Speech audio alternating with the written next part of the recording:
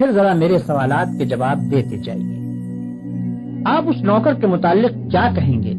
جو آقا کی مقرر کی ہوئی ڈیوٹی پر جانے کے بجائے ہر وقت بس اس کے سامنے ہاتھ باندھے کھڑا رہے اور لاکھوں مرتبہ اس کا نام جپتا چلا جائے؟ آقا اس سے کہتا ہے کہ جا کر فلاں فلاں آدمیوں کے حق ادا کر، مگر یہ جاتا نہیں، بلکہ وہیں کھڑے کھڑے آقا کو جھک جھک کر 10 سلام کرتا ہے اور پھر ہاتھ باندھ کر کھڑا ہو جاتا ہے۔ آقا اسے حکم دیتا ہے کہ جا اور فلاں فلاں خرابیوں کو مٹا دے، مگر یہ 1 انچ وہاں سے نہیں ہٹتا اور سجدے پر سجدے کیے چلا جاتا ہے۔ آقا حکم دیتا ہے کہ چور کا ہاتھ کاٹ دے، یہ حکم سن کر بس وہیں کھڑے کھڑے نہایت خوش الہانی کے ساتھ چور کا ہاتھ کاٹ دے، چور کا ہاتھ کاٹ دے 20 مرتبہ پڑھتا رہتا ہے، مگر ایک دفعہ بھی اس نظام حکومت کے قیام کی کوشش نہیں کرتا جس میں چور کا ہاتھ کاٹا جا سکے۔ کیا آپ کہہ سکتے ہیں کہ یہ شخص حقیقت میں آقا کی بندگی کر رہا ہے؟ اگر آپ کا کوئی ملازم یہ رویہ اختیار کرے تو میں نہیں جانتا ہوں کہ آپ اسے کیا کہیں گے، مگر حیرت ہے آپ پر کہ خدا کا جو نوکر ایسا کرتا ہے آپ اسے بڑا عبادت گزار کہتے ہیں۔ یہ ظالم صبح سے شام تک خدا جانے کتنی مرتبہ قرآن شریف میں خدا کے احکام پڑھتا ہے، مگر ان احکام کو بجا لانے کے لیے اپنی جگہ سے جنبش تک نہیں کرتا، بلکہ نفل پر نفل پڑھے جاتا ہے، 1000 دانہ تسبیح پر خدا کا نام جپتا ہے اور خوش الہانی کے ساتھ قرآن کی تلاوت کرتا رہتا ہے۔ آپ اس کی یہ حرکتیں دیکھتے ہیں اور کہتے ہیں کہ کیسا زاہد عابد بندہ ہے۔ یہ غلط فہمی صرف اس وجہ سے ہے کہ آپ عبادت کا صحیح مطلب نہیں جانتے۔ ایک اور نوکر ہے جو رات دن ڈیوٹی تو غیروں کی انجام دیتا ہے، احکام غیروں کے سنتا اور مانتا ہے، قانون پر غیروں کے عمل کرتا ہے اور اپنے اصلی آقا کے فرمان کی ہر وقت خلاف ورزی کیا کرتا ہے، مگر سلامی کے وقت آقا کے سامنے حاضر ہو جاتا ہے اور زبان سے آقا ہی کا نام جپتا رہتا ہے۔ اگر آپ میں سے کسی شخص کا نوکر یہ طریقہ اختیار کرے تو آپ کیا کریں گے؟ کیا آپ اس کی سلامی کو اس کے منہ پر نہ مار دیں گے؟ جب وہ زبان سے آپ کو آقا اور مالک کہے گا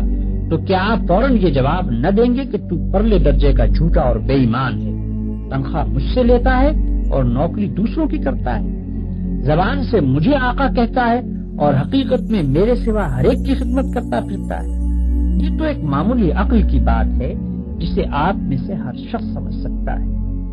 مگر کیسی حیرت کی بات ہے کہ جو لوگ رات دن خدا کے قانون کو توڑتے ہیں، کفار و مشرکین کے احکام پر عمل کرتے ہیں اور اپنی زندگی کے معاملات میں خدا کے احکام کی کوئی پرواہ نہیں کرتے، ان کی نماز اور روزے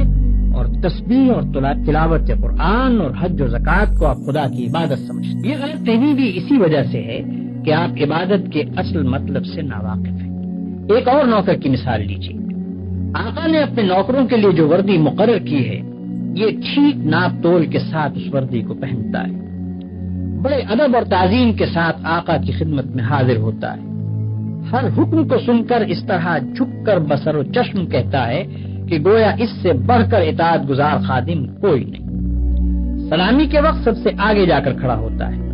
اور آقا کا نام جپنے میں تمام نوکروں سے بازی لے جاتا ہے، مگر دوسری طرف یہی شخص آقا کے دشمنوں اور باغیوں کی خدمت بجا لاتا ہے، آقا کے خلاف ان کی سازشوں میں حصہ لیتا ہے اور آقا کے نام کو دنیا سے مٹانے میں جو کوشش بھی وہ کرتے ہیں اس میں یہ کمبخت ان کا ساتھ دیتا ہے۔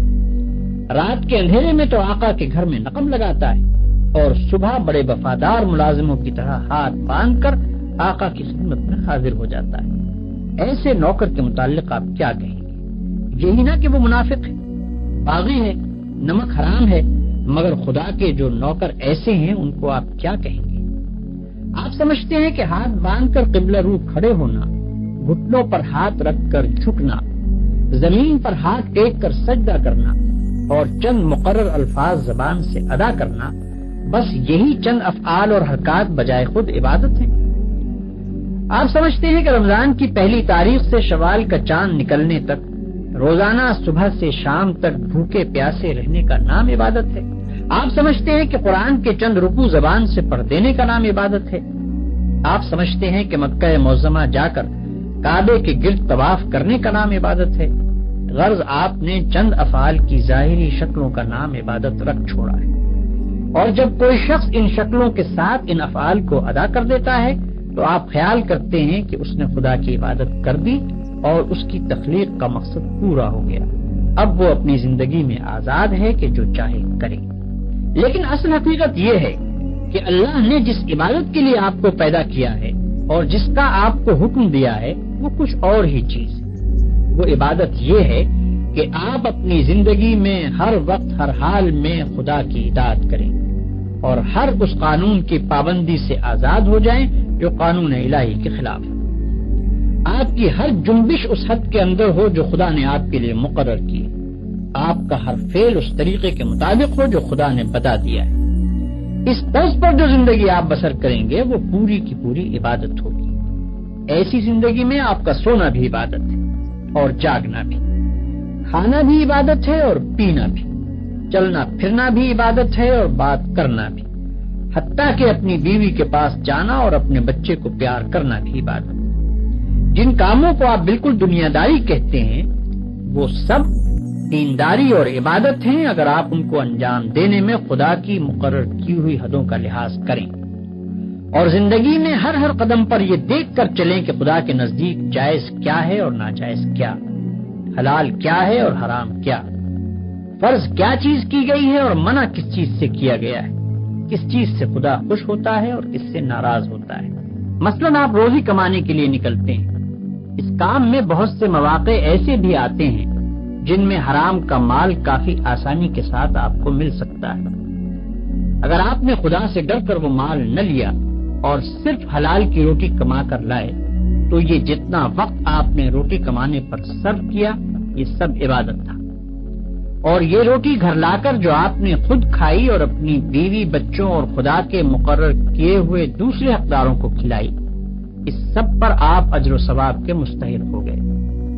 آپ نے اگر راستہ چلنے میں کوئی پتھر یا کانٹا ہٹا دیا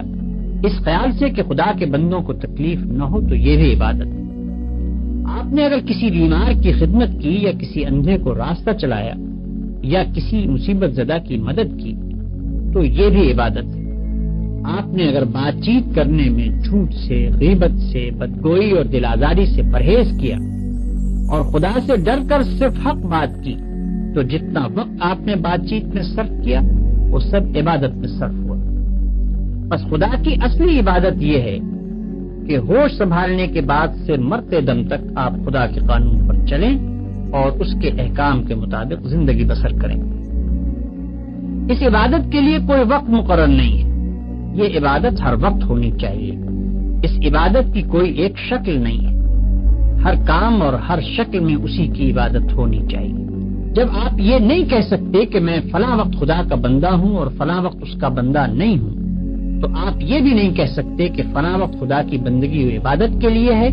اور فلاں وقت اس کی بندگی و عبادت کے لیے نہیں ہے۔ بھائیوں، آپ کو عبادت کا مطلب معلوم ہو گیا اور یہ بھی معلوم ہو گیا کہ زندگی میں ہر وقت ہر حال میں خدا کی بندگی اور اطاعت کا نام ہی عبادت ہے۔ اب آپ پوچھیں گے کہ یہ نماز، روزہ اور حج وغیرہ کیا چیزیں ہیں؟ اس کا جواب یہ ہے کہ دراصل یہ عبادتیں جو اللہ نے آپ پر فرض کی ہیں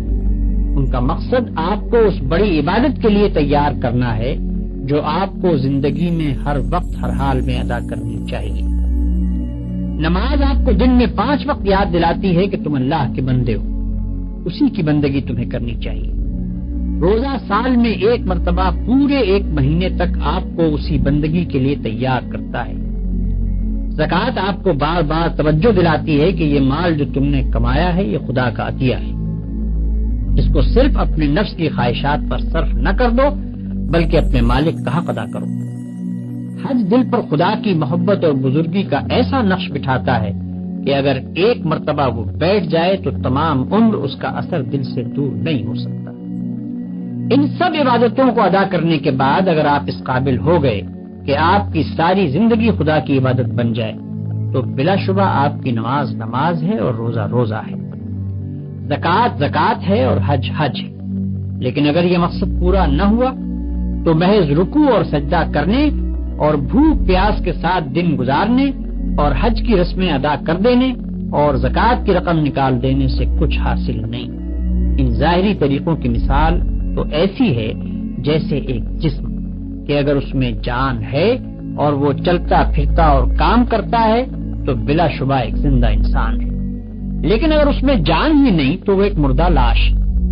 مردے کے ہاتھ، پاؤں، آنکھ، ناک سبھی کچھ ہوتے ہیں مگر اس میں جان نہیں ہوتی، اس لیے تم اسے مٹی میں دبا دیتے ہو۔ اسی طرح اگر نماز کے ارکان پورے ادا ہوں یا روزے کی شرطیں پوری ادا کر دی جائیں مگر خدا کا خوف، اس کی محبت اور اس کی وفاداری و اطاعت نہ ہو جس کے لیے نماز اور روزہ فرض کیا گیا ہے، تو وہ بھی ایک بے جان چیز ہوگی۔